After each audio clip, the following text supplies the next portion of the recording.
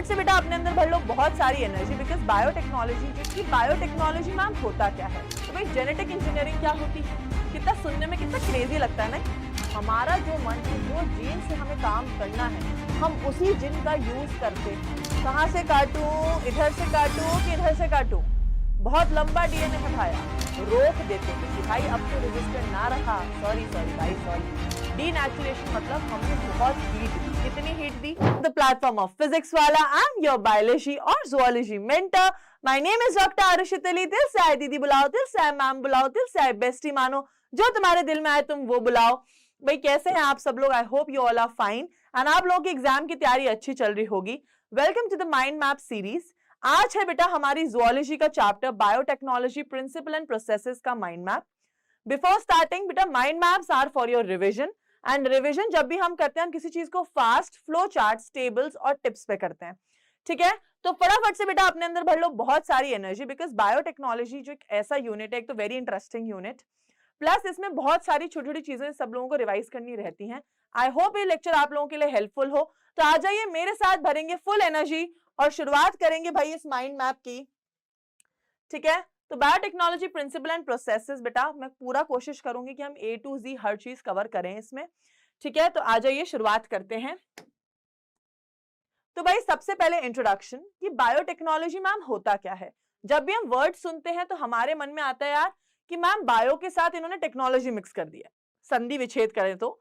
ठीक है, but biotechnology हमारे लिए क्या फायदेमंद है भाई? वो इसलिए ही लाई गई ताकि हम ह्यूमंस को बेनिफिट्स मिल सके।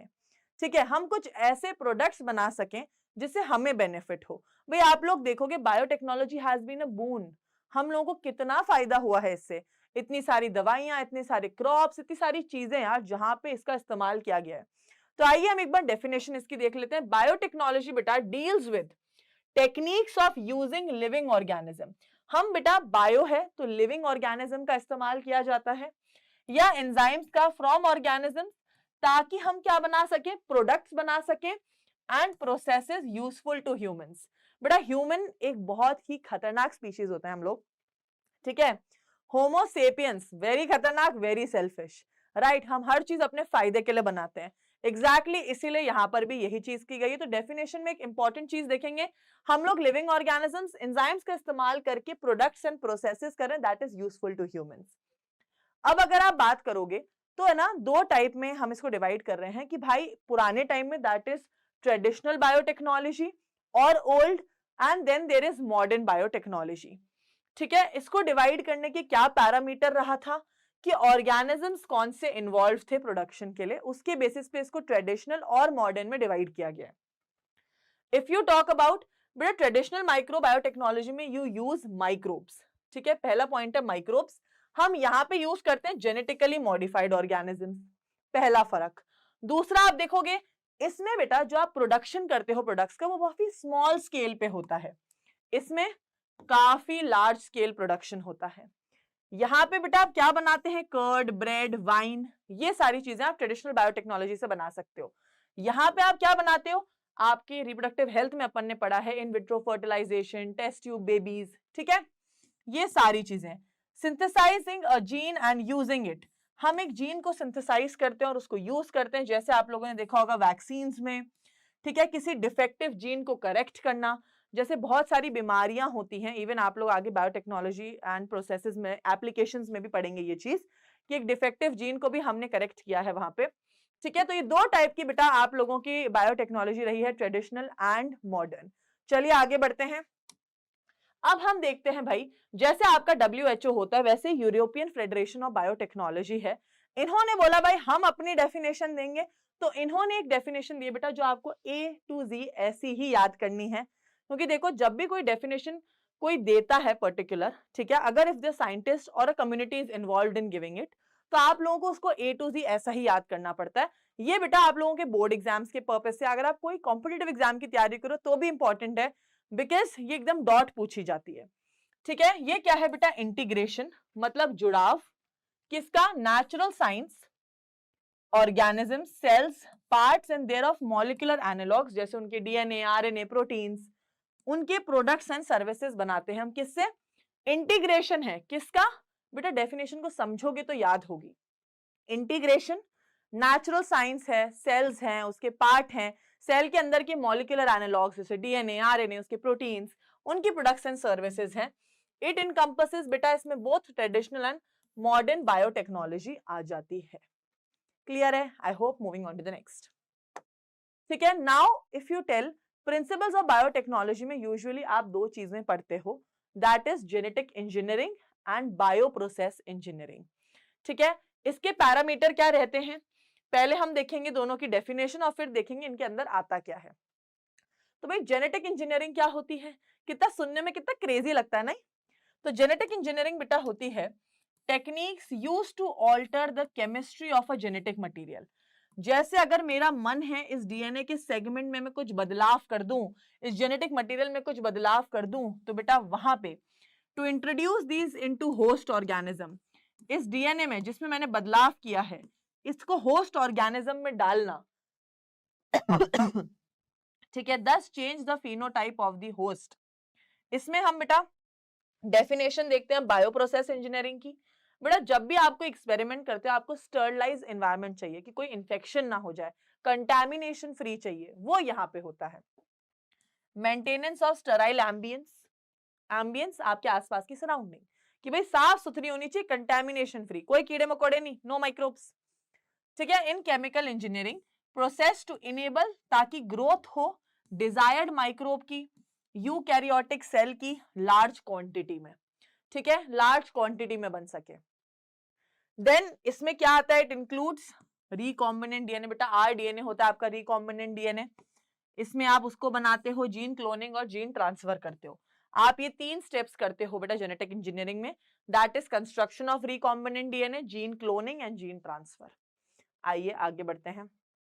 इधर आप क्या करते हो, maintenance of sterile ambience in chemical engineering process to enable growth of only the desired genes, manufacture of biochemical products जैसे एंटीबायोटिक्स, वैक्सीन्स और एंजाइम्स बनाते हो इसको यूज करके।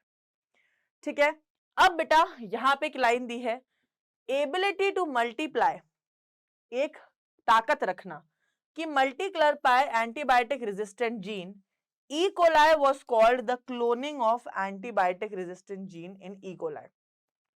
अगर आप देखोगे आपकी बुक के अंदर, आपकी 12th क्लास की एनसीईआरटी में सबसे कॉमन होस्ट ई कोलाई ही दे रखा है हर जगह। वैसे तो देखो जब आप बायोटेक्नोलॉजी को एक ब्रॉडर पर्सपेक्टिव में पढ़ते हो काफी टाइप के होस्ट होते हैं, बट आपकी एनसीईआरटी ने हर जगह कहीं ना कहीं ई कोलाई को ही यूज किया है। तो भाई एंटीबायोटिक रेजिस्टेंस जीन की भी जो हमने मल्टीप्लिकेशन कराई है ई कोलाई के अंदर ही कराई है, इसलिए उसको also called as cloning of antibiotic resistant gene. ठीक है, आइए आगे हम बढ़ते हैं, advantages of biotechnology over other techniques. भाई ऐसा क्या फायदा दे रही है हमें बायोटेक्नोलॉजी जो बाकी टेक्निक्स नहीं दे पाई आज तक। तो भाई पहला हम ए सेक्सुअल रिप्रोडक्शन के पर्सपेक्टिव में देखते हैं। हमने देखा ए सेक्सुअल रिप्रोडक्शन के कंपैरिजन में ये प्रिजर्व, ए सेक्सुअल रिप्रोडक्शन में जो होता है हम जेनेटिक मटेरियल को क्या करते हैं, प्रिजर्व कर लेते हैं क्योंकि उसमें कोई वेरिएशन नहीं आती है। ठीक है, डिसएडवांटेज क्या है कि कोई वेरिएशन नहीं होती है सेक्सुअल रिप्रोडक्शन के अंदर। सेक्सुअल रिप्रोडक्शन में क्या होता है भाई, सेक्सुअल रिप्रोडक्शन में प्रोवाइड्स अपॉर्चुनिटी फॉर वेरिएशन होती है, formulation, unique combination of genetic material का सेटअप बनता है।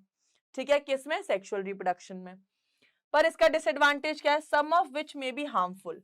देखो कुछ वेरिएशन होती है जो हमें फायदा देती है, पर कुछ वेरिएशन होती है जो हमें नुकसान भी दे सकती है। ठीक है, moving on to the third point, traditional hybridisation. Traditional hybridisation मतलब पुरानी टेक्निक्स, जैसे जो हम प्लांट्स एंड एनिमल ब्रीडिंग में यूज करते थे। वैसे तो आप लोगों का वो चैप्टर डिलीट हो गया है, स्ट्रैटेजीज ऑफ फूड एनहांसमेंट करके आप लोगों के पहले चैप्टर हुआ करता था, उसमें हम प्लांट ब्रीडिंग और एनिमल हस्बेंड्री पढ़ते थे। हालांकि प्लांट ब्रीडिंग आप लोग बायोटेक्नोलॉजी एंड एप्लीकेशन में भी पढ़ते हो अभी। तो ये बता रहे हैं पहले हम प्लांट्स और एनिमल्स में हाइब्रिडाइजेशन करते थे, जो उस चैप्टर में बहुत क्लियरली दिखाया गया है कि ठीक है कैसे बेटर वे में आप उनको मॉडिफाई करते थे। ठीक है, very often lead to inclusion of multiplication of undesirable gene. खैर इसमें उन्होंने इसका कोई डिसएडवांटेज नहीं दे रखा है ट्रेडिशनल हाइब्रिडाइजेशन का। Moving on to the next, genetic engineering. Genetic engineering से बेटा हमें अलाउ किया जाता है कि हम कोई भी चीज को बाहर निकाल के आइसोलेट कर सकें, ओनली वन और a set of desirable gene. भाई बेस्ट बात ही यही है बायोटेक्नोलॉजी की, कि हमें जिस चीज से, मैंने क्या बोला, हम सेल्फिश हैं, हमारा जो मन है, जो जीन से हमें काम करना है, हम उसी जीन का यूज करते हैं। ठीक है, हम अपनी मर्जी से डिजायरेबल जीन्स को निकाल सकते हैं without introducing undesirable gene into target organism. हमें जरूरत नहीं है कि क्यों हम कोई अपनी मर्जी से जो हमें चाहिए, मुझे भाई इस पर्टिकुलर पौधे को बहुत ताकतवर बनाना है कि ठंड आए, गर्मी आए, तूफान आए, ये हिले ना, बस वही जीन्स डालूंगी इसके अंदर। ठीक है, हम अपने हिसाब से डिजायर्ड जीन डालें। क्लियर? डिसएडवांटेज क्या है? कई बार often lead to inclusion and multiplication of undesirable gene along with desirable gene. पर कई कबार due to waste because it is a very microscopic process, तो कई बार गड़बड़ होने की वजह से अनडिजायर्ड जीन का भी मल्टीप्लिकेशन हो जाता है। ठीक है, so this was the advantage and disadvantage. ठीक है, आइए अब if we talk about 3 basic steps for genetically modified organism. ये बेटा आपकी एनसीईआरटी के ही 3 पॉइंट्स हैं, उन्होंने भी ऐसे ही 3 करके दे रखे हैं। सबसे पहले बेटा आप आइडेंटिफाई करते हो डीएनए को। मान लो आपका ये पर्टिकुलर डीएनए है और हमें इसका ये जीन चाहिए। ठीक है, हमें तो इस डीएनए का पर्टिकुलर जीन चाहिए, हम इसको पहचानेंगे, पहला स्टेप। दूसरा, introduction of the identified DNA into the host. हम क्या करते हैं, एक वेक्टर लेते हैं और उस वेक्टर के साथ इस डिजायरेबल जीन को कंबाइन करते हैं और उसको भाई होस्ट के अंदर डाल देते हैं। मान लीजिए ये होस्ट है, इस होस्ट के अंदर इसको डाल देते हैं, second step. Third, maintenance of introduced gene into the host. ये जो होस्ट में बेटा आप लोगों ने ये रिकॉम्बिनेंट डीएनए, आरडीएनए बन गया है, आप इस रिकॉम्बिनेंट डीएनए को बेटा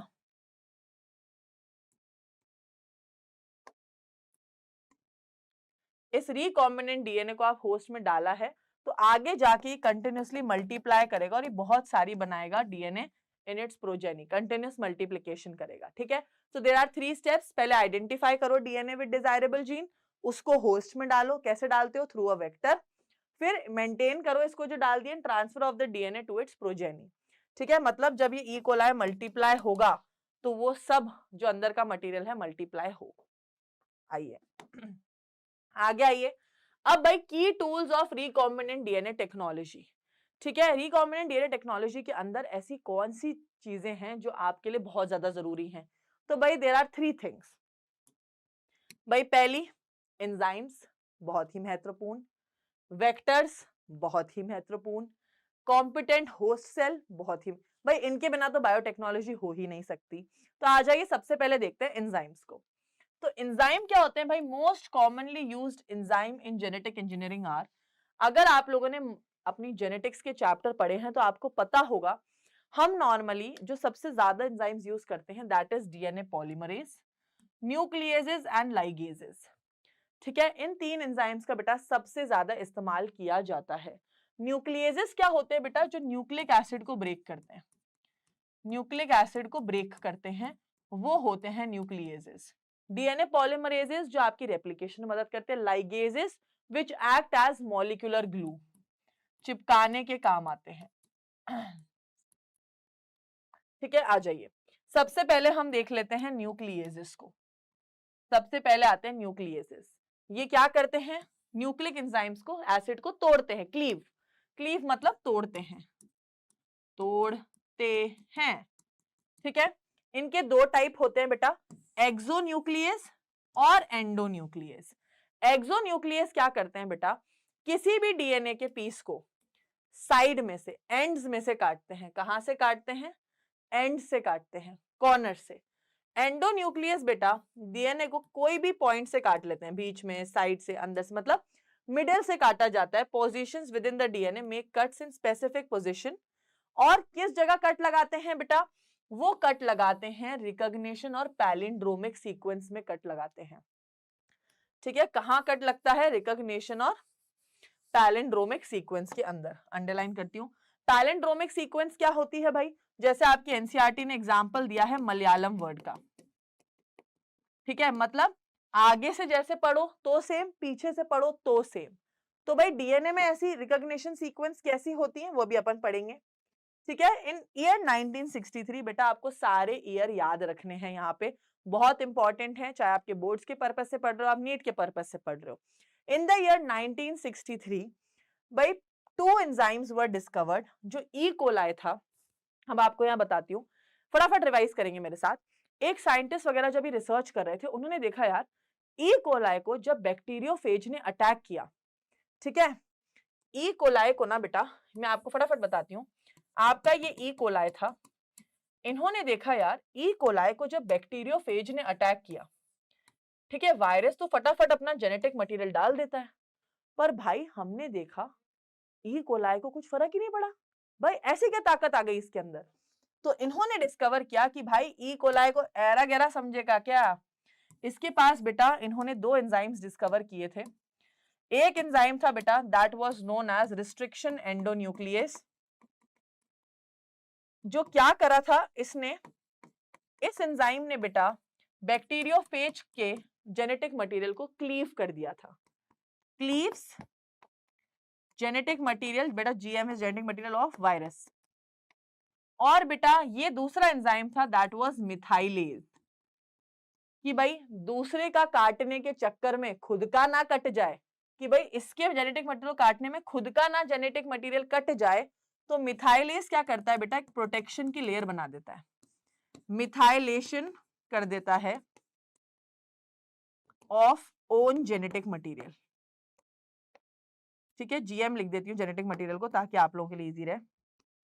जेनेटिक मटेरियल की क्या कर देता है, खुद के जेनेटिक मटेरियल पे प्रोटेक्शन लगा देता है, खुद के किसके, ई कोलाई के। तो इन 2 एंजाइम्स की डिस्कवरी की गई थी भाई। इन 2 एंजाइम की डिस्कवरी बेटा 1983 के अंदर इन्होंने ई कोलाई में देखा था ये चीजें, ठीक है। तो इन 1983 2 enzymes responsible for restricting the growth of bacteriophage in E coli. एक था मिथाइलेज जो मिथाइल ग्रुप ऐड कर देता था, दूसरा था रिस्ट्रिक्शन एंडोन्यूक्लियस जिसने काट दिया था। ठीक है, चलिए डन है, आगे बढ़ते हैं। फिर भाई एंजाइम्स के बारे में थोड़ा सा अच्छे से पढ़ लेते हैं मैम। तो भाई एंजाइम्स में क्या है, आपकी रिस्ट्रिक्शन एंडोन्यूक्लियस के बारे में इन्होंने बताया है, जो कि बहुत इंपॉर्टेंट चीज है। आई होप आपको बोर्ड पे दिख रहा हो, इट्स वेरी लिटिल, बट मैं आपको पढ़ाऊंगी तो समझ आ जाएगा। अराउंड बेटा हम लोग 900 रिस्ट्रिक्शन एंजाइम्स, कितने, 900 रिस्ट्रिक्शन एंजाइम्स बेटा आज तक हैव बीन आइसोलेटेड, कितने में से, 230 स्ट्रेन्स ऑफ बैक्टीरिया में से। हम 230 स्ट्रेन्स ऑफ बैक्टीरिया में से बेटा 900 रिस्ट्रिक्शन एंजाइम्स डिस्कवर कर चुके हैं, आइसोलेट कर चुके हैं। ठीक है, then each of which have different recognition sequence, हर कोई एक अलग रिकॉग्निशन सीक्वेंस पहचानता है। जैसे कोई मलयालम पहचानता है तो कोई मॉम पहचानता है तो कोई डैड पहचानता है। ठीक है, तो भाई आप लोगों की जो एनसीईआरटी है, इन्होंने बहुत ज्यादा, मैंने क्या बोला, NCERT favours E coli a lot, E coli की तो बहुत तारीफ करते हैं ये लोग। तो भाई ई कोलाई की नेमिंग भी सीख लो। ई कोलाई जैसे बेटा इसका नाम है इको R1, ई क्या है बेटा, आपका जीनस है, को क्या है बेटा, आपकी स्पीशीज है, आर क्या है बेटा, आपका स्ट्रेन है, और 1 क्या है बेटा, that is the order number. ठीक है, 1 is the order number, order of isolation, कब आइसोलेट किया गया। ठीक है, ये फंक्शन क्या करता है बेटा, रिस्ट्रिक्शन एंडोन्यूक्लियस करता क्या है मैम। तो बेटा रिस्ट्रिक्शन एंजाइम की क्या काम होता है, पहले तो ये जाता है ऐसे डीएनए को देखता है, कहां से काटूं, इधर से काटूं कि इधर से काटूं, बहुत लंबा डीएनए है भाया, कहां से काटूं इसको मैं, इंस्पेक्ट करता है। फिर क्या करता है, binds to specific recognition sequence, फिर पहचानता है कि मेरी पैलिंड्रोमिक सीक्वेंस कौन सी है। और मैं आपको बताती हूं बेटा ई कोलाई की रिकॉग्निशन सीक्वेंस होती है GAATTC। ठीक है, दैट इज 6 बेस पेयर की होती है बेटा, GAATTC। ठीक है, तो क्या होता है बेटा, वैसे तो रिकॉग्निशन सीक्वेंस आप लोग रहने ही दीजिए, ठीक है, ये आप लोगों को पता होती है वैसे, ओके, जाने दीजिए।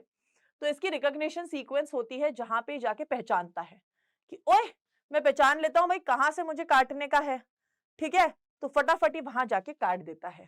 ठीक है, इसने क्या किया, डीएनए को काट दिया। मैं समझाती हूँ कैसे काटा।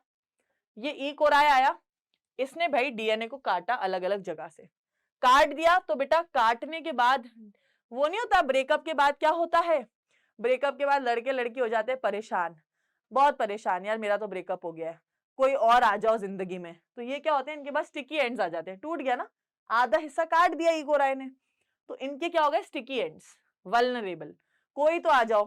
तो भाई जो दूसरा पीस कटा है उससे अपन इसको जोड़ देते हैं, और जोड़ते किससे बेटा, हमेशा बेटा दो चीजों को चिपकाने के लिए आती है ग्लू, फेविकॉल नहीं, यहां पे आता है बेटा डीएनए लाइगेज। लाइगेज क्या करता है, इनको चिपका देता है। ठीक है, आगे आ जाइए। फिर ये कट करता है बेटा दोनों डबल स्ट्रैंडेड डीएनए को एट अ स्पेसिफिक पॉइंट। ठीक है, these overhanging stretches are called sticky ends. ठीक है बेटा, ये जो इसके लटके हुए पार्ट्स हैं, दीज आर स्टिकी एंड्स।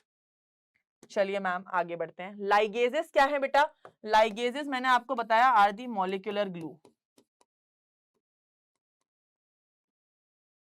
ठीक है, molecular glue. When source DNA and vector DNA cut by the same restriction enzyme, जब हम इनको काटते हैं बेटा तो इनको जोड़ता है लाइगेज। लाइगेज क्या करता है, चिपका देता है, एक्ट्स एज अ ग्लू, इन दोनों को चिपका दिया। ठीक है भाई, first restriction endonuclease, very important, exam में नॉर्मली पूछा जा सकता है, पहला रिस्ट्रिक्शन एंडोन्यूक्लियस बेटा कौन सा था, दैट वाज हिंद 2। हिंद 2 बेटा सबसे पहला था, which was isolated and characterized 5 years later। इसकी भी 6 बेस पेयर की सीक्वेंस होती है, इसकी भी बेटा 6 बेस पेयर वाली सीक्वेंस होती है। फर्स्ट रिकॉम्बिनेंट डीएनए बेटा सबसे पहली बार, फर्स्ट रिकॉम्बिनेंट डीएनए आरडीएनए बनाया था बेटा Stanley Cohen and Herbert Boyer ने इन द ईयर 1972। ईयर्स बेटा याद रखने हैं, रिस्ट्रिक्शन एंजाइम्स की डिस्कवरी मतलब कब हुई थी इकोलाई के अंदर, 1963, और पहला रिकॉम्बिनेंट डीएनए कब मिला, 1972 by Stanley Cohen and Herbert Boyer. ठीक है, इन्होंने कैसे ढूंढा था बेटा, इन्होंने, मैं आपको बता देती हूं, यहां पे ध्यान देंगे तो भाई Stanley Cohen and Herbert Boyer in the year 1972 इन्होंने क्या किया, एक एंटीबायोटिक रेजिस्टेंस जीन था, क्या था, एंटीबायोटिक रेजिस्टेंट जीन था। ठीक है, और दूसरा था सैल्मोनेला टाइफीम्यूरियम, जो बेटा टाइफाइड कॉज करने वाला बैक्टीरिया होता है, सैल्मोनेला टाइफीम्यूरियम। इन्होंने देखा इसका प्लाज्मिड था, इसका प्लाज्मिड था, प्लाज्मिड, इसके प्लाज्मिड के साथ बेटा इन्होंने एंटीबायोटिक रेजिस्टेंस जीन के प्लाज्मिड को लगाया और पहला रिकॉम्बिनेंट डीएनए बनाया। ठीक है, फिर ऑफ कोर्स इन्होंने इसको होस्ट में डाल दिया ताकि वो मल्टीप्लाई हो। तो भाई सैल्मोनेला टाइफीम्यूरियम के प्लाज्मिड से इन्होंने एंटीबायोटिक रेजिस्टेंस जीन के प्लाज्मिड को जोड़ा। अब आप सोच लीजिए, काटा था रिस्ट्रिक्शन एंजाइम से, जोड़ा लाइगेज से, यही चीज यहां दे रखी है। प्लाज्मिड ऑफ सैल्मोनेला टाइफीम्यूरियम से रिकॉम्बिनेंट प्लाज्मिड बना और मल्टीप्लाई कराया गया होस्ट में, और होस्ट नॉर्मली कौन रहा है, the one and only E coli बेटा, इसको क्राउन पहना दो। ठीक है, he is the king of hosts, gold medal हासिल किया है इसने यहाँ पे। क्लोनिंग वेक्टर्स, हमने बेटा एंजाइम्स पढ़ लिए हैं। ठीक है, we have finished the enzymes, now we have moved to cloning vector. बेटा वेक्टर क्या होता है, एक तरीके की गाड़ी होती है, जैसे आप लोगों ने ह्यूमन हेल्थ एंड डिजीज में पढ़ा है, भाई मच्छर जो होता है वो प्लाज्मोडियम को ह्यूमन होस्ट तक लेके आता है। ठीक है, तो भाई वेक्टर इज अ गाड़ी जो लेकर जाती है किसी को। तो वेक्टर में क्या होता है, वेरी इंपॉर्टेंट, कि उनके पास ओरिजिन ऑफ रेप्लिकेशन होना चाहिए।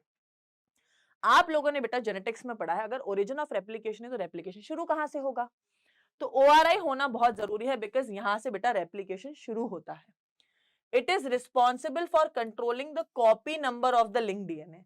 कितनी फोटोस्टैट निकालोगे भैया, वो सब ORI पे ही डिपेंड करता है कि ये क्या करता है बेटा, मदद करता है कॉपी नंबर में। Vectors are preferred with support high copy number. बेटा प्लाज्मिड्स जो होते हैं 15 से 20 तक के कॉपी नंबर में बनाते हैं, वहीं बैक्टीरियोफेज बेटा 100 के कॉपी नंबर में भी बनाते हैं। If you move on to selectable markers, तो सेलेक्टेबल मार्कर क्या होता है, खुद ही सोचो, जैसे आप बुक में मार्क करते हो चीजों को, वैसे ही सेलेक्टेबल मार्कर होते हैं। helps in selection of transformants. Normally the genes encoding resistance of antibiotics such as ampicillin, chloramphenicol, tetracycline, kanamycin. Basically हम क्या करते हैं बेटा, जब हमें रिकॉम्बिनेंट डीएनए को पकड़ना होता है, ट्रांसफॉर्मेंट्स को पकड़ना होता है, मतलब वो होस्ट जिनके पास रिकॉम्बिनेंट डीएनए है, ठीक है, वो होते हैं बेटा जो इनके पास रिकॉम्बिनेंट डीएनए है और जिनके पास नॉन रिकॉम्बिनेंट डीएनए भी है, उन ट्रांसफॉर्मेंट्स की छटनी करने के लिए, छन्नी की तरह छानने के लिए, उनको सेलेक्ट करने के लिए बेटा सेलेक्टेबल मार्कर्स का यूज किया जाता है। और सेलेक्टेबल मार्कर्स इन्होंने बताया है नॉर्मली रेजिस्टेंट एंटीबायोटिक्स से होते हैं, जैसे ampicillin, chloramphenicol, tetracycline, kanamycin. The normal E. coli cells do not carry resistant against any of these antibiotics.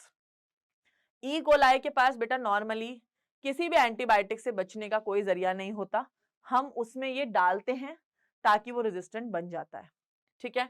तीसरी चीज क्या है बेटा, क्लोनिंग साइट्स और रिकॉग्निशन साइट, जहां पे वो शुरू करेगा, ठीक है, क्लोन करने के लिए। तो ये साइट्स बेटा रिस्ट्रिक्शन एंजाइम्स के लिए होती हैं, ये वेक्टर के पास ही होती हैं। और बेटा presence of more than one recognition site, क्या होता है बेटा, मान लो कोई एंजाइम है, वो काटने आ रहा है डीएनए को, पर अगर उधर काटने की बहुत सारी साइट्स हैं, ठीक है, with in the vector will generate बहुत ज्यादा फ्रेगमेंट। सोचो अगर मैं इस डीएनए को यहां से भी काट दूं, यहां से भी काट दूं, यहां से भी काट दूं, तो कितने सारे टुकड़े हो जाएंगे, तो जो कि हमारे लिए खराब है। हम अगर एक वेक्टर को इतना ज्यादा काट देंगे हर जगह से, तो कितने छोटे छोटे फ्रेगमेंट्स हैं, हमें ऐसा चाहिए ही नहीं, ठीक है। तो फिर क्या होता है, इससे कॉम्प्लिकेटेड हो जाती है process. The ligation of alien DNA और gene of interest is carried out by restriction site present in one of the antibiotic resistant gene. ये चीज बेटा मैं आपको समझाऊंगी अभी आपको ये पूरा प्रोसेस समझेंगे हम, ठीक है। तो भाई ट्रांसफॉर्मेशन क्या होता है, प्रोसीजर होता है बेटा, जब मैं किसी भी इंसान के अंदर या किसी भी, सपोज ये एक बॉटल है पानी की, ठीक है, अगर मैं इस बॉटल के ऊपर कुछ पिंक बॉटल का ढक्कन लगा दूंगी तो ये ट्रांसफॉर्म हो जाएगी। ट्रांसफॉर्म मतलब बॉडी के अंदर कुछ भी तुम चेंज ला दो, छोटे से छोटा, वो ट्रांसफॉर्म हो जाती है, ठीक है, ठीक है, समझ गए ये चीज। तो procedure through which a piece of foreign DNA is introduced in the host bacterium is transformation. फिर आता है इंसर्शनल इनएक्टिवेशन, ठीक है। इंसर्शन ऑफ, मान लीजिए ये कोई वेक्टर है, दिस इज अ वेक्टर, ठीक है, मैंने यहां पे जीन ऑफ इंटरेस्ट लगा दिया, ठीक है, मान लीजिए इतना हिस्सा जो था वेक्टर का, ये एम्पिसिलिन रेजिस्टेंट हिस्सा था, कि जब तक ये ऑरेंज हिस्सा इसके पास रहेगा, ये ऑरेंज हिस्सा, तो ये एम्पिसिलिन से रेजिस्टेंट है, मतलब एम्पिसिलिन जो है इसको खत्म नहीं कर सकती। पर अगर मैं यहाँ पे जीन ऑफ इंटरेस्ट लगा दूंगी तो ये स्विच ऑफ, खत्म, इनएक्टिवेशन, ठीक है। तो ये इसको इनएक्टिवेट कर देगा बेटा इस एरिया को, ठीक है, that is insertional inactivation. Insertion of gene of interest with antibiotic resistance gene selectable marker results in inactivation and formation of the coded product, ठीक है। इंसर्शनल इनएक्टिवेशन मतलब आप जीन ऑफ इंटरेस्ट डाल के रोक देते हो कि भाई अब तू रेजिस्टेंट ना रहा, सॉरी सॉरी भाई सॉरी, अब तेरे में वो पावर नहीं रही जो तेरे में पहले हुआ करती थी। Hypothesis, insertion of GOI. अब बेटा आपकी एनसीईआरटी ने एक ऐसा ही एग्जाम्पल दिया, उसके पहले मैं आपको वेक्टर का स्ट्रक्चर समझा देती हूँ ताकि आप लोगों को क्लियर है। तो बेटा आपकी किताब के अंदर ये वाला वेक्टर दे रखा है जिसको आपको एकदम ऐसे ही याद रखना है, ठीक है, एकदम ऐसे ही इस वेक्टर का नाम और इसकी पोजीशंस याद रखनी है। पीबीआर बेटा P for plasmid, Bolivar Rodriguez scientist का नाम था, ठीक है, P for plasmid. BR is the name of the scientist, that is Bolivar and Rodriguez, ठीक है, रॉड्रिगुएज। एंड 320 इज बेटा द नंबर, ठीक है, आइसोलेशन नंबर। अब आप बात करेंगे तो यहाँ पे बेटा आप देखेंगे इसके एम्पिसिलिन रेजिस्टेंस है, इतने एरिया में बेटा एम्पिसिलिन की रेजिस्टेंस है, इतने एरिया में बेटा टेट्रासाइक्लिन की रेजिस्टेंस है इसके पास। और आप देखिए इस वेक्टर को बेटा याद रखना है कौन सी जगह से कौन काट रहा है। ठीक है, यहाँ पे आप देखेंगे इसके पास ORI है जो बहुत इंपॉर्टेंट है। हर वेक्टर के पास बेटा ORI होनी चाहिए, हमने पढ़ी थी। ठीक है, फिर इसके पास एम्पेसिलिन रेजिस्टेंट और टेट्रासाइक्लिन रेजिस्टेंस है। ROP होता है बेटा रेप्लिकेशन ऑफ प्रोटीन, वो भी इसके पास है। अब बेटा ये सारे रिस्ट्रिक्शन एंजाइम है अलग अलग, इनको अपनी पोजीशंस अलॉट हो रखी हैं कि यहीं से काटना है तुमको, इसके अलावा कहीं से काटा ना तो हाथ तोड़ दूंगी। ठीक है, दैट इज द एटीट्यूड। तो भाई इको R1 की यही जगह है जहां से वो काटेगा, क्लेव 1 की यही जगह है, हिंद 3 की यही जगह है, PVU1 और PST1 एम्पेसिलिन रेजिस्टेंट वाले एरिया से काटते हैं, BAM-H1 और SAL1 बेटा टेट्रासाइक्लिन रेजिस्टेंट वाले एरिया में से काटते हैं, PVU2 बेटा ROP वाले एरिया से काटते हैं। इनकी बेटा आपको पोजीशंस एकदम एग्जैक्ट याद रखनी है जैसी दे रखी हैं। अब आप आइए, आपकी एनसीईआरटी ने इमेजिन करवाया है हमें कि हम लोगों ने BAM-H1 से बेटा टेट्रासाइक्लिन रेजिस्टेंट जीन को क्या कर दिया है, इनएक्टिवेशन कर दिया है। तो बेसिकली बेटा आपका जो ये वेक्टर है इसमें इतना एरिया है जो क्या है, टेट्रासाइक्लिन रेजिस्टेंट। ठीक है, टेट्रासाइक्लिन रेजिस्टेंट एरिया है। अब इधर बेटा BAM-H1 काटता है, BAM-H1 इधर से काटता है। ठीक है, आप लोगों ने देखा था BAM-H1 टेट्रासाइक्लिन को यहां से काटता है। ठीक है मैम, अब इसने जैसे ही यहाँ पे काटा तो यहाँ पे हमने अपना जीन ऑफ इंटरेस्ट लगा दिया। तो जब हमने जीन ऑफ इंटरेस्ट यहाँ डाल दिया तो इनएक्टिवेशन हो गया। अब बेटा ट्रांसफॉर्मेशन क्या होता है, मैंने ये रिकॉम्बिनेंट डीएनए बना लिया, मान लो जीन ऑफ इंटरेस्ट वेक्टर में डाल दिया। अब 3 चीजें हो सकती हैं। पहली चीज कि भाई ये पूरा का पूरा होस्ट में चला जाए। 3 कंडीशंस, 3 पॉसिबिलिटीज। पहली पॉसिबिलिटी कि ये मैंने डालने की कोशिश करी होस्ट में पर ये गया ही नहीं, तो बेटा जब गया नहीं उस कंडीशन को कहते हैं नॉन ट्रांसफॉर्मेंट। Non transformant. दूसरी कंडीशन क्या है, गया मगर साथ में जीन ऑफ इंटरेस्ट जा ही नहीं पाया।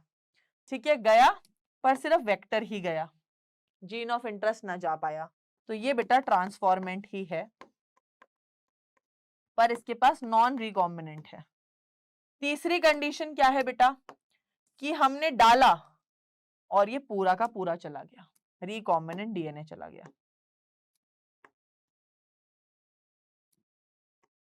रिकॉम्बिनेंट डीएनए चला गया।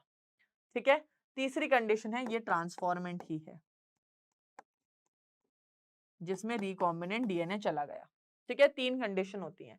तो इफ ट्रांसफॉर्मेशन फेल्स, मान लीजिए नहीं जाए, non transformant are obtain in antibiotic lacking agar medium but they don't grow in antibiotic rich medium. भाई ये कैसे ही उगेगा एंटीबायोटिक के अंदर, क्योंकि इसके पास तो कोई रेजिस्टेंस है ही नहीं। ये बेटा इस वाले वेक्टर के पास क्या है, एम्पेसिलिन और टेट्रासाइक्लिन दोनों की रेजिस्टेंस है, और इसके पास सिर्फ एम्पेसिलिन की है क्योंकि टेट्रासाइक्लिन वाली तो हमने क्या कर दी, इनएक्टिवेट कर दी। ठीक है, तो इन शॉर्ट क्या होता है, मैं आपको शॉर्ट में समझाती हूँ, ध्यान देंगे यहाँ पे अगर कंफ्यूजन हुआ है तो बेटा क्या होता है, आप लोग 2 डीएनए बनाते हो।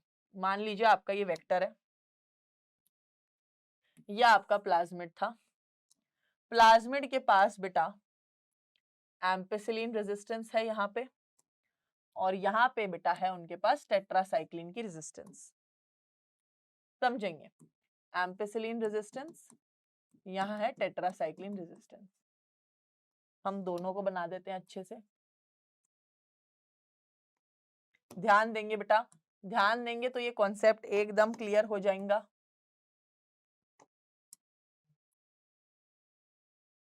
तो क्या हुआ, एक में अगर हम इसमें जीन ऑफ इंटरेस्ट ऐड कर देते हैं तो ये हो जाता है बेटा रिकॉम्बिनेंट, और अगर जीन ऑफ इंटरेस्ट नहीं ऐड करते हैं तो ये क्या है, नॉन रिकॉम्बिनेंट। ठीक है, अब हमने क्या किया, इसको होस्ट में डालने की कोशिश करी, तो 3 पॉसिबिलिटी हुई,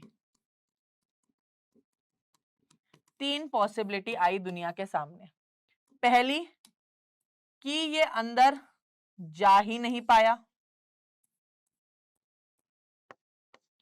पहली पॉसिबिलिटी बेटा कि ये अंदर जा ही नहीं पाया, तो ये नॉन ट्रांसफॉर्मेंट हो गया।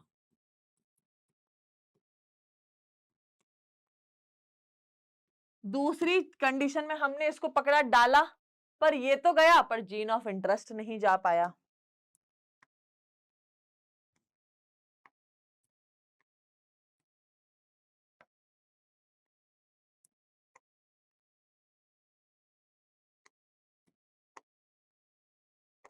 ठीक है, तो बेटा ये क्या बना, ट्रांसफॉर्मेंट।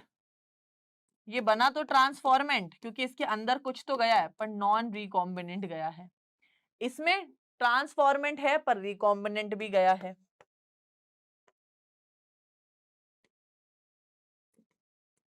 और हमने बेटा किससे काटा था, बैम H1 से। अब हम क्या करते हैं, इन तीनों को लेते हैं और एक मीडियम में डाल देते हैं, अलग अलग मीडियम्स में डाल दिया। इस कंटेनर में मैंने डाली एम्पेसिलिन रेजिस्टेंस। तो अब आप खुद ही सोचो, इनमें से कौन जिंदा रहेगा, ये जिंदा रह सकता है, इसके पास तो कुछ भी नहीं है, ना एम्पेसिलिन रेजिस्टेंस है ना टेट्रासाइक्लिन रेजिस्टेंस है, इसकी हो गई मौत। ये दोनों बेटा जिंदा रहेंगे क्योंकि इनका हरा पोर्शन जो है दोनों के पास है, तो ये दोनों जिंदा रहेंगे। विच मीन्स इस कंटेनर के अंदर बेटा transformant with non recombinant and transformant with recombinant जिंदा रहेंगे। इस कंटेनर में बेटा मैंने एम्पेसिलिन रेजिस्टेंस के साथ टेट्रासाइक्लिन भी डाल दिया। ठीक है, एम्पेसिलिन के साथ मैंने टेट्रासाइक्लिन भी डाल दी। ठीक है, एम्पेसिलिन के साथ टेट्रासाइक्लिन भी डाल दी। अब सीधी बात है, इस कंटेनर में दोनों में से कौन जिंदा रहेगा, इसके पास टेट्रासाइक्लिन रेजिस्टेंस है, इसकी तो इनएक्टिवेट हो गई है क्योंकि हमने जीन ऑफ इंटरेस्ट ऐड कर दिया। जहां आप जीन ऑफ इंटरेस्ट ऐड करते हो वो चीज बंद हो जाती है, मतलब ये टेट्रासाइक्लिन रेजिस्टेंस कभी नहीं रह पाएगा। ठीक है, तो इस कंटेनर में कौन होंगे, transformant which are non recombinant. तो मैम इस टेक्निक से हमें फायदा क्या हुआ, हमें तो रिकॉम्बिनेंट चाहिए था, तो बेटा हम पुराने कंटेनर में से इसको निकाल लेंगे, इसको निकाल लेंगे। ठीक है, हमारा गोल पूरा हो गया। चलिए मैम आगे बढ़ते हैं। यही चीज इन्होंने यहाँ पे बेटा दे रखी है कि all transformants are not recombinants. सारे ट्रांसफॉर्मेंट बेटा, सारे ट्रांसफॉर्मेंट रिकॉम्बिनेंट नहीं हो सकते।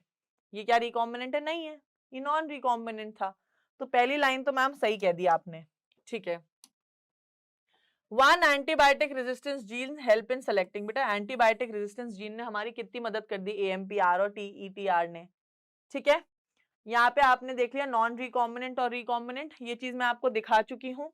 हमने इसको इनएक्टिवेट कर दिया था यहाँ पे जीन ऑफ इंटरेस्ट डाल के, यही चीज इन्होंने यहाँ पे दी है। ठीक है, चलिए प्लाज्मिड एज वेक्टर। प्लाज्मिड बेटा, क्या प्लाज्मिड को एज अ वेक्टर क्यों चूज किया गया है, एक तो एक्स्ट्रा क्रोमोसोमल DNA है, डबल स्ट्रैंडेड DNA होता है, अपने आप रेप्लिकेट करता है, किसी और पे डिपेंडेंट नहीं है। ये बेटा 1 या 2 कॉपी या 15 से 100 कॉपी भी बना देता है पर सेल, तो प्लाज्मिड को इसलिए एज अ वेक्टर चूज किया जाता है। अदर क्लोनिंग वेक्टर्स बेटा, और कौन से क्लोनिंग वेक्टर्स हैं, आप लोगों ने अभी सिर्फ PBR322 पढ़ा था। ठीक है, बट इसमें दिक्कत ये थी कि हमें 2 कंटेनर लेने पड़ रहे थे, बहुत ज्यादा इधर उधर मारा मारी थी PBR322 में। तो साइंटिस्ट ने सोचा यार हम इस मेथड को थोड़ा शॉर्ट बना सकते हैं, व्हाई डोंट, हम लोग कर सकते हैं ऐसा। तो साइंटिस्ट ने क्या किया, वो लाए एक नया वेक्टर। ठीक है, दैट वाज PUC8। ठीक है, that is plasmid university of California, isolation number is 8। To overcome the disadvantage of PB3R22, selectable marker lacks Z-acting reporter enzyme has been developed, which differentiate recombinants from non-recombinants. ठीक है, तो मैं आपको दिखाती हूँ ये होता कैसा एग्जैक्टली। तो इन्होंने क्या किया बेटा, ये लाए PUC8, P is plasmid, UC is University of California, and this is the isolation number. ठीक है, चलो लैब नंबर। ये कैसा दिखता है बेटा, देख लेंगे। क्या बात है, परफेक्शन एट इट्स पीक। चलिए यहां पे बेटा होती है इसके एम्पेसिलिन रेजिस्टेंस। ये क्या है, एम्पेसिलिन रेजिस्टेंस। ORI होता है इसके पास, ओरिजिन ऑफ रेप्लिकेशन। और बेटा हमने यहाँ पे इसके टेट्रासाइक्लिन की जगह यहां ऐड कर दिया है, दैट इज LAC-Z जीन। ठीक है, LAC-Z जीन ये बेटा एक वेक्टर था। ठीक है, इसका इस्तेमाल किया गया तो प्रोसेस बहुत फास्ट हो गई। तो पहले तुम्हें LAC-Z जीन करता क्या है ये मैं तुम्हें बता देती हूँ। ठीक है, LAC-Z जीन क्या करता है इन शॉर्ट, LAC-Z जीन जो होता है बेटा ये क्या करता है, बीटा गैलेक्टोसाइडेज बनाता है एंजाइम। आप लोगों ने ये चीज मॉलिक्यूलर जेनेटिक्स में पढ़ी है, बीटा गैलेक्टोसाइडेज एंजाइम बनाता है। ये एंजाइम क्या करता था, ये एंजाइम बेटा ये एक एंजाइम है, दिस इज अ एंजाइम। ये क्या करता था बेटा, एक सबस्ट्रेट को, वो सबस्ट्रेट होता था एक्स गैल, इसको बेटा ये कन्वर्ट करता है बेटा, एक्स गैल एक सबस्ट्रेट है। ठीक है, एक सबस्ट्रेट है, इसको कन्वर्ट करता है किसमें, प्रोडक्ट में। और जो प्रोडक्ट बनता है बेटा वो कलर छोड़ता है ब्लू कलर का, प्रोडक्ट का कलर होता है ब्लू कलर का, ब्लू। ठीक है, तो अब क्या होता है आप खुद ही सोचो, अगर मैं किसी भी रिकॉम्बिनेंट डीएनए को यहां से इनएक्टिवेट करूंगी, अब यहाँ पे दो कंडीशन है, ये बेटा रहा आपका नॉर्मल, हमने कोई छेड़ाखानी नहीं करी है।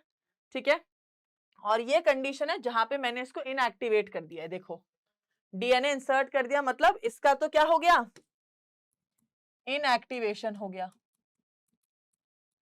अब हमने क्या किया, इनको डाला बेटा उस मीडियम में जहां पे अगार, एम्पेसिलिन और एक्स गैल है। अब दोनों के पास एम्पेसिलिन था तो दोनों इसमें जिंदा तो रहेंगे, पर एक्स गैल में बेटा ये तो कन्वर्ट हो जाएगा ब्लू कलर में, पर बेटा ये ब्लू में कन्वर्ट ना ही हो पाएगा, because no beta galactosidase, no X gal will split, तो ये सफेद रंग का दिखेगा। तो बेटा रिकॉम्बिनेंट किस कलर का दिखेगा, व्हाइट, और ये किस कलर का दिखेगा बेटा, ब्लू। क्यों, क्योंकि बीटा गैलेक्टोसाइड प्रोड्यूस ये स्प्लिट करेगा। क्यों, क्योंकि इसका LAC-Z जीन तो काम कर रहा है ना, अगर आप इसको एक्स गैल के अंदर डालोगे तो ये तो कन्वर्ट कर देगा, बीटा गैलेक्टोसाइडेज बनाएगा और इसे कन्वर्ट कर देगा ब्लू में, पर इसका LAC-Z तो बंद कर दिया, स्विच ऑफ, चल भाई निकल, तो ये क्या हो गया, व्हाइट कलर का। चलिए फिर क्या हुआ बेटा, आगे बढ़ते हैं हम लोग।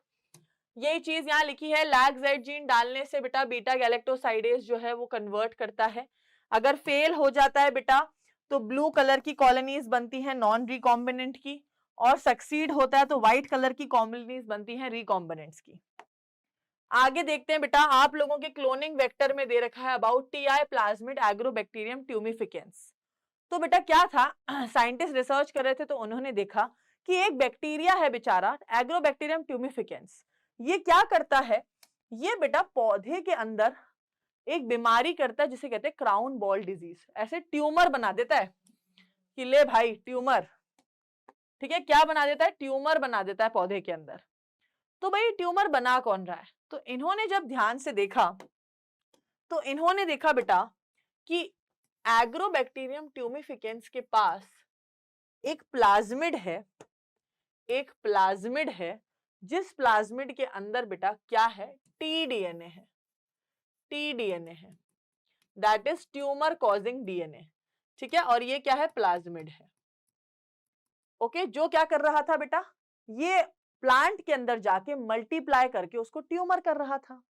तो साइंटिस्ट ने सोचा यार हमें तो मल्टीप्लिकेशन ही करानी, हम हैं सेल्फिश, हम क्यों ना इसका इस्तेमाल करके प्लांट्स के अंदर मल्टीप्लिकेशन कराना शुरू कर दें। तो ये पॉसिबल कब होगा, जब हम इस टीडीएनए को बंद कर दें। अगर आप इस टीडीएनए को इनएक्टिवेट कर दोगे जीन ऑफ इंटरेस्ट डाल के तो ये बंद हो जाएगा, ट्यूमर की जगह ये सिर्फ मल्टीप्लिकेशन का काम करने लगा हमारे लिए। तो बस यही प्रोसेस है। इसमें क्या होता है, एग्रोबैक्टीरियम ट्यूमिफिकेंस इज अ पैथोजन, काफी डाइकोट प्लांट्स को अफेक्ट करता है। इसके पास बेटा टीडीएनए होता है जो एक नॉर्मल प्लांट में ट्यूमर सेल बना देता है। अगर हम इस डिसार्म ट्यूमर, इस टीआई प्लाज्मिड को, इस टीआई प्लाज्मिड को डिसार्म कर दें तो ये पैथोजेनिक नहीं रहेगा, इसको बंद कर देंगे। हम इसको यूज कर पाएंगे to deliver gene of interest into plants, हम इसको अपने इंटरेस्ट के लिए यूज कर पाएंगे अगर हम इसका टीडीएनए को इनएक्टिवेट कर दें। ठीक है। Bacteriophage high copy number plasmid है। रेट्रोवायरस भी बेटा बहुत सारे ऐसे वायरसेस हैं, आप लोग बेटा इसकी बजाय बैक्टीरियोफेज भी आजकल एज अ वेक्टर बहुत कामयाब है, रेट्रोवायरस भी बहुत कामयाब है बेटा, इसको डिसआर्म करके, डिसआर्म्ड रेट्रोवायरस याद रखना। ठीक है बेटा, आपके वेक्टर्स वाला टॉपिक होता है खत्म। ठीक है, अब आप लोग देख सकते हैं मोड्स ऑफ ट्रांसफॉर्मेशन, मतलब कैसे हम बेटा एक आरडीएनए को होस्ट के अंदर कैसे डालें, होस्ट के अंदर कैसे डालें, दैट इज ट्रांसफॉर्मेशन। भाई होस्ट में कैसे डाला जाए, तो आप कैसे डाल सकते हो, पहली चीज माइक्रो इंजेक्शन से, आप इंजेक्शन के अंदर आरडीएनए को भरो और फिर इसमें लगा दो, तो या तो ऐसा कर लो। दूसरा बाय बायोलिस्टिक और जीन गन, तो हम क्या करते हैं इस टेक्निक में, रिकॉम्बिनेंट डीएनए के ऊपर बेटा गोल्ड या टंगस्टन की एक लेयर बनाते हैं, उसको बंदूक में डालते हैं और शूट करते हैं, वो होस्ट के अंदर चली जाती है। ठीक है भाई, बंदूक की तोक पे गोल्ड या टंगस्टन की लेयर चढ़ा के। तीसरा है heat shock method, shock heat दे दो, गरम करो ठंडा करो भाई, अंदर डालना है इसको, हीट शॉक मेथड से अंदर डाल दो। फिर आता है डिसआर्म्ड पैथोजन या वेक्टर के थ्रू आप अंदर डाल सकते हो। ठीक है, आगे देखते हैं competent host transformation with recombinant DNA. अगर हमें किसी भी रिकॉम्बिनेंट डीएनए को बेटा होस्ट में डालना है तो हमें होस्ट को मनाना पड़ेगा, अरे यार बच्चू चल मान जाओ बच्चू, तुम्हारे अंदर हमें रिकॉम्बिनेंट डीएनए डालना है, तो ये कहेगा यार ऐसे थोड़ी मानूंगा, मेरे को कॉम्पिटेंट बनाओ। तो कॉम्पिटेंट कैसे बनाया जाता है बेटा, DNA is a hydrophilic material, cell membrane में होता है। क्या होता है, it does not pass through cell membrane. मैं क्या बोल रहा हूँ, सेल मेम्ब्रेन में होता है, नहीं नहीं, डीएनए बेटा हाइड्रोफिलिक है, अगर हम इस डीएनए को डालेंगे तो ये सेल मेम्ब्रेन को क्रॉस नहीं कर पाएगा इजीली। तो हमें क्या करना होता है, हमें से फोर्स, जब कोई काम नहीं होता हम क्या करते हैं, फोर्स, भाई कर अब काम, अब फोर्सफुली कर, भले रोक के कर धोके कर, काम तो करना पड़ेगा। तो हम इसे क्या करते हैं बेटा, हम इसको करते हैं कॉम्पिटेंट बनाने के लिए, पहले हम इसके ऊपर एक डाइवेलेंट केटायन लगा देते हैं, कैल्शियम आयन, डाइवेलेंट केटायन लगा देते हैं। ठीक है, उसके बाद हम इसको हीट शॉक देते हैं, कैसे, पहले इसको गर्म करते हैं फिर ठंडा करते हैं, गर्म करते हैं फिर ठंडा करते हैं। ठीक है, और डाइवेलेंट केटायन से इसकी एफिशिएंसी इंक्रीज हो जाती है, तो ये सेल वॉल से बेटा पास कर पाता है अंदर और आरडीएनए अंदर घुस जाता है। तो अंदर घुसाने के लिए हमें क्या करना है, कॉम्पिटेंट बनाने के लिए डाइवेलेंट केटायन लगा दो, इसको 42 डिग्री सेल्सियस पे हीट करो, फिर आइस पे रख दो, फिर ठंडा करो, गर्म करो, ऐसे ही चलता है। ठीक है, तो बेसिकली आइस पे रखा, 42 डिग्री सेल्सियस का शॉक दिया, फिर आइस पे रखा। ठीक है, ऐसे हमने किया और डाइवेलेंट केटायन लगा दिया, तो इजीली अब डीएनए अंदर चला जाएगा। अब भाई आपकी बुक में प्रोसेस दे रखी है कि कैसे आप रिकॉम्बिनेंट डीएनए टेक्नोलॉजी का इस्तेमाल करते हो, तो देयर आर स्टेप्स। सबसे पहला स्टेप होता है डीएनए को निकालो, फ्रेगमेंटेशन, डीएनए के टुकड़े करो with the help of restriction endonuclease. फिर बेटा आइसोलेशन ऑफ डीएनए फ्रेगमेंट, आप जेल इलेक्ट्रोफोरेसिस टेक्निक से इसको आइसोलेट करो डिजायर्ड डीएनए को। फिर भाई इसको मल्टीप्लाई करना है पीसीआर के थ्रू, फिर इस डीएनए फ्रेगमेंट को वेक्टर से जोड़ो, फिर इसको ट्रांसफर करो होस्ट के अंदर, फिर इसको कल्चर करो होस्ट को बायोरिएक्टर्स, फिर भाई आप इसका एक्सट्रैक्शन एंड प्योरिफिकेशन करो, मतलब अब मार्केट में बेचने के लिए तैयार है चीज। पहले डीएनए को निकालो, उसके टुकड़े टुकड़े करो, उस टुकड़ों को सेपरेट करके अपना डिजायर्ड जीन निकालो, उसका मल्टीप्लिकेशन कराओ, उसे वेक्टर के साथ जोड़ो, फिर क्या करो, होस्ट के अंदर डालो, बायोरिएक्टर्स में लार्ज स्केल में प्रोड्यूस करो और फिर मार्केट में बेचने के लिए रेडी रखो। तो हम क्या करते हैं बेटा, isolation of DNA. Isolation of DNA में बहुत सिंपल चीज होती है, आप एक टेस्ट ट्यूब के अंदर या तो बैक्टीरिया, अगर बैक्टीरिया डाल दो, प्लांट सेल डाल दो या कुछ भी डाल दो, और इसको सेंट्रीफ्यूगल मशीन में डाल दो। हमने क्या किया, डीएनए को जेनेटिक मटेरियल हमें सेपरेट करना, अगर बैक्टीरिया, फंजाई, प्लांट सेल कुछ भी डाल दो उस टेस्ट ट्यूब में। अगर बैक्टीरिया डाला है तो हमें उसके अंदर एंजाइम डालना पड़ेगा, लाइसोजाइम, तभी उसकी सेल वॉल टूटेगी। फंजाई डाला है तो बेटा फंजाई की सेल वॉल होती है काइटिन, उसको कौन तोड़ेगा, काइटिनेज। प्लांट सेल अगर डाला है तो सेल्यूलेज। जो भी डाला है बेटा आपने इन तीनों में से टेस्ट ट्यूब में, उसके एंजाइम भी डालना पड़ेगा ताकि उसकी सेल वॉल टूटे। ठीक है, अब in order to get DNA in pure form हम क्या करते हैं, ये जो हमने बेटा इसको तोड़ दिया, अब जब ये टूटा तो इसके अंदर क्या है, इसके अंदर डीएनए भी है, इसके अंदर आरएनए भी है, इसके अंदर प्रोटीन भी है, ठीक है, इसके अंदर सब है, पर हमें सिर्फ डीएनए से मतलब है। तो हम क्या करेंगे, हम बाकी चीजों को तोड़ देंगे। बाकी चीजों को कैसे तोड़ोगे, आरएनए को तोड़ोगे आरएनएज से, प्रोटीन को तोड़ोगे प्रोटीएज से। एंजाइम डाले, सेंट्रीफ्यूगेट किया, अब आपका बेटा डीएनए अलग से ऐसे ऊपर दिखने लगेगा, मतलब टेस्ट ट्यूब में बाकी चीजें तो टूटी फूटी रहेंगी, पर आपका डीएनए ऐसे ऊपर की तरफ आ जाएगा ऐसे। तो आप इसको स्पूलिंग मेथड के थ्रू डीएनए को बाहर निकाल लोगे। इन शॉर्ट हमने क्या किया, इसको बेटा सेंट्रीफ्यूगेट किया एंजाइम डाल के ताकि इसकी सेल वॉल टूटे।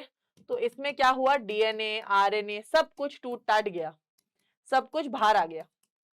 पर हमें सिर्फ डीएनए चाहिए, तो हम इनको भी तोड़ देंगे। इनको कैसे तोड़ते हैं, आरएनएज और प्रोटीएज डाल के। चलिए, अब आता है बेटा आपको फ्रेगमेंटेशन करनी है। आपने क्या किया, रिस्ट्रिक्शन एंजाइम के थ्रू फ्रेगमेंट्स बना दिए। अब जेल इलेक्ट्रोफोरेसिस में हम क्या करते हैं, हम एक प्लेट लेते हैं, ग्लास की प्लेट। उस ग्लास प्लेट के अंदर बेटा हम अगारोस जेल डाल देते हैं, ठीक है, रेड वीड से ऑब्टेन होता है, रेड एल्गी होता है ये। आपने इसको डाल दिया। अब बेटा इसमें बहुत पोर्स होते हैं, एकदम छन्नी जैसे छेद होते हैं अगारोस जेल में। आपने एक कोम प्लेट लगा दी है, देखिए ये क्या होता है, इससे आपके वेल्स बन जाते हैं। इन वेल्स के अंदर बेटा आप डीएनए को लोड कर देते हो। अब यहाँ पे बेटा आप इलेक्ट्रोड कनेक्ट कर देते हो, एक नेगेटिव और एक पॉजिटिव। अब डीएनए क्या है बेटा, डीएनए के पास होता है फॉस्फोरिक एसिड, तो डीएनए तो नेगेटिवली चार्ज्ड है, तो हम उसको नेगेटिव एंड पे लोड कर देते हैं। अब बेटा जब आपने इलेक्ट्रोड ऑन किए, तो जो मोटा डीएनए है वो भाग नहीं पाएगा, वो कहेगा हो गया रे मेरा अपना, वो पीछे ही रह जाएगा, और जो पतला डीएनए है वो आगे आ जाएगा। ठीक है, ऐसे बेटा डीएनए सेपरेट हो जाता है, लार्जेस्ट टू स्मॉलेस्ट बैंड, सारा सेपरेट हो जाता है डीएनए। बट हम डीएनए को देखें कैसे, तो भाई आप इसमें इथिडियम ब्रोमाइड की स्टेनिंग करते हो और यूवी रेज में आप इसे देखते हो, तो आपको ब्राइट ऑरेंज कलर के बैंड्स नजर आते हैं, एकदम ब्राइट ऑरेंज, जब आप ये स्टेन डाल के इसको यूवी लाइट में देखते हो।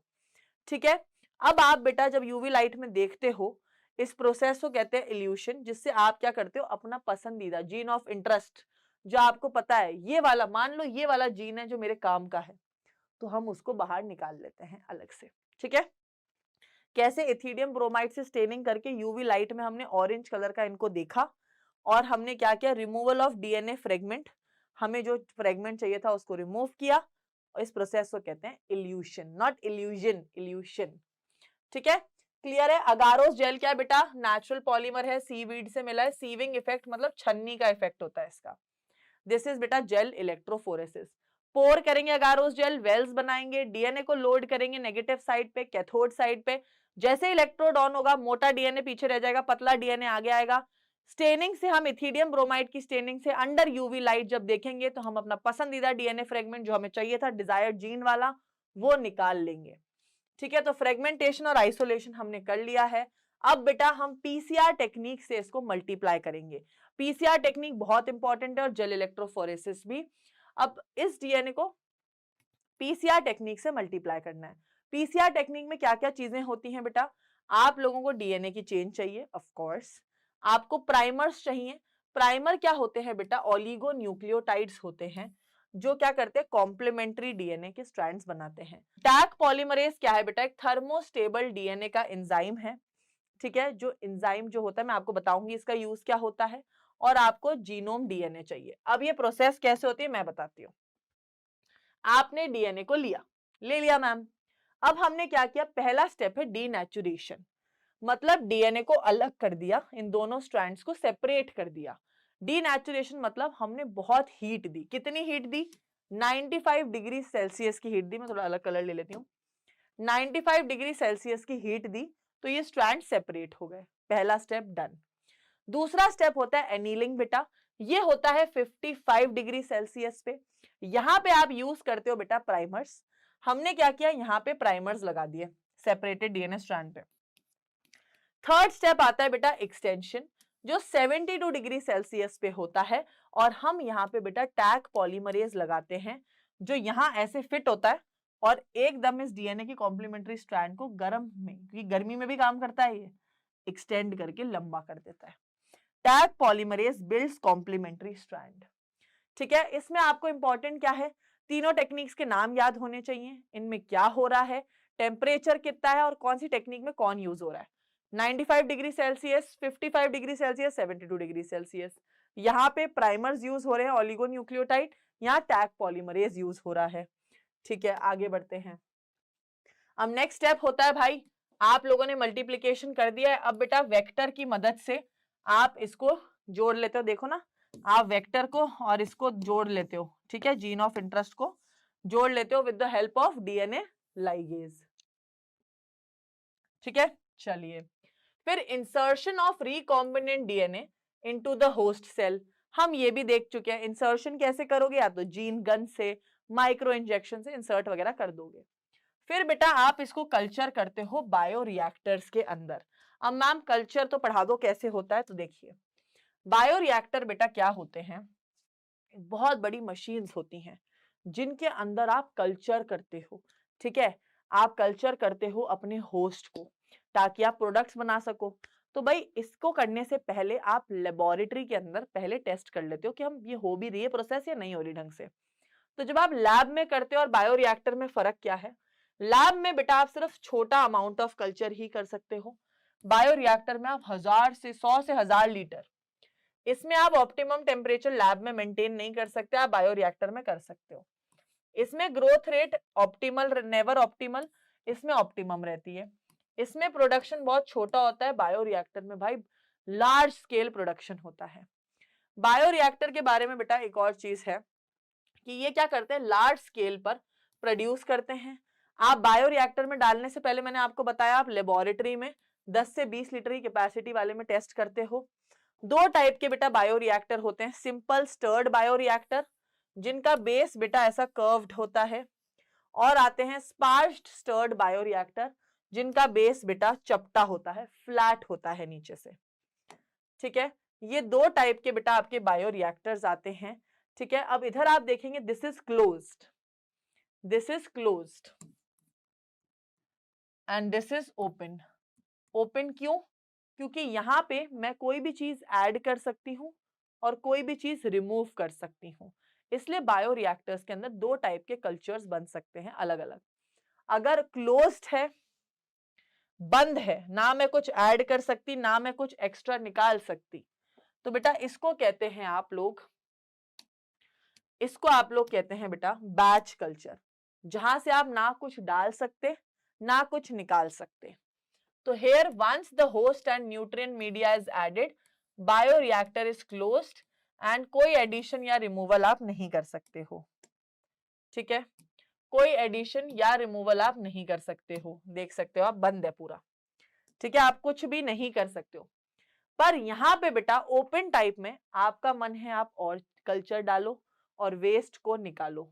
ठीक है, तो इधर क्या कर सकते हो, कंटिन्यूअस कल्चर में you can add and remove metabolic waste.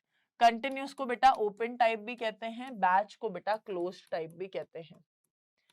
अगर आप बैच कल्चर का बेटा ग्राफ बनाओगे तो ये ग्राफ है ना स्टैग्नेंट हो जाएगा, स्टेशनरी हो जाएगा। क्यों, क्योंकि बेटा एक पॉइंट के बाद ना तो आप उसमें ऐड कर पा रहे हो ना निकाल पा रहे हो, बस जो बन गया वो बन गया, अब बस आप उसे ही निकाल सकते हो, वेस्ट नहीं निकाल सकते ना एक्स्ट्रा ऐड कर सकते हो। तो here growth shows lag phase and exponential phase and stationary phase, तीन फेज, लैग, एक्सपोनेंशियल और स्टेशनरी फेज। ठीक है, एडिशन नहीं कर सकते। यहां पे बेटा अगर आप ग्राफ बनाओगे आपका ग्राफ सिर्फ ऊपर जाएगा, लैग और एक्सपोनेंशियल फेज ही दिखेगा, स्टेशनरी नहीं आएगा। क्यों, क्योंकि आप इसमें कंटिन्यूअसली चीजें ऐड कर सकते हो और रिमूव कर सकते हो। ठीक है, दिस इज द थिंग। चलिए आगे देखते हैं, डाउनस्ट्रीम प्रोसेसिंग क्या होती है बेटा। सेकंड लास्ट स्टेप है सेपरेशन और प्योरिफिकेशन। भाई आपने बायो रिएक्टर्स के अंदर सब कुछ सेपरेट कर दिया है, प्योरीफाई कर दिया है, सब कुछ कल्चर रेडी हो चुका है आपका। ठीक है, now product has been formulated, आपने जब बायो रिएक्टर से चीजों को निकाल लिया वो फॉर्म्युलेट हो चुका, उसमें प्रिजर्वेटिव्स ऐड कर दिए और बॉटलों में भर दिया ताकि आप उसको मार्केट में बेच सको। ठीक है, स्ट्रिक्ट क्वालिटी कंट्रोल टेस्टिंग होती है उस प्रोडक्ट की, डाउनस्ट्रीम प्रोसेसिंग से क्वालिटी कंट्रोल टेस्टिंग होती है, फिर बेटा फिनिश्ड प्रोडक्ट को मार्केट में बेचा जाता है एट द एंड। ठीक है, तो ये बेटा पूरे प्रोसेसेस थे, ठीक है। आई होप बायोटेक्नोलॉजी का माइंड मैप आप लोगों की हेल्प में आए। इसमें आप लोगों को कुछ चीजों का ध्यान रखना है कि 3 इंपॉर्टेंट चीजें क्या थी हमारी, दैट हमने देखा। एक सेकेंड, आपको 3 इंपॉर्टेंट चीजें क्या याद रखनी है? आपको बेटा अपने एंजाइम्स के बारे में, वेक्टर के बारे में पता होना चाहिए अच्छे से। रिस्ट्रिक्शन एंजाइम क्या कर रहे हैं, डीएनए लाइगेज क्या कर रहा है, रिस्ट्रिक्शन एंजाइम के टाइप क्या है, कौन से ईयर में, कौन से साइंटिस्ट ने। वहीं वेक्टर की कौन सी 3 प्रॉपर्टीज थी, ORI, origin of replication, selectable marker, recognition site. फिर बेटा आप लोगों को जो स्टेप्स हैं, ठीक है, स्टेप्स जो हैं रिकॉम्बिनेंट डीएनए टेक्नोलॉजी के, जो हमने टोटल 10 स्टेप पढ़े, ठीक है, उन सारे स्टेप्स के पता होना चाहिए। आइसोलेशन क्या, फ्रेगमेंटेशन क्या, जेल इलेक्ट्रोफोरेसिस, जिसमें बेटा बहुत ही इंपॉर्टेंट है आपका जेल इलेक्ट्रोफोरेसिस और आपकी पीसीआर, लाइक वेरी इंपॉर्टेंट। इनमें से बहुत इजीली बोर्ड्स में क्वेश्चन आ जाते हैं, ठीक है। इन 2 टॉपिक्स को तो काफी अच्छे से देखेंगे एंड आई होप आपको हर चीज रिवाइज हो गई हो एक बारी के लिए, ठीक है बेटा। मिलते हैं आपके नेक्स्ट माइंड मैप में, तब तक के लिए बेटा अच्छे से रिवाइज करो, अच्छे से पढ़ाई करो and meet you super soon and in the next class. तब तक के लिए बाय बाय एवरीवन।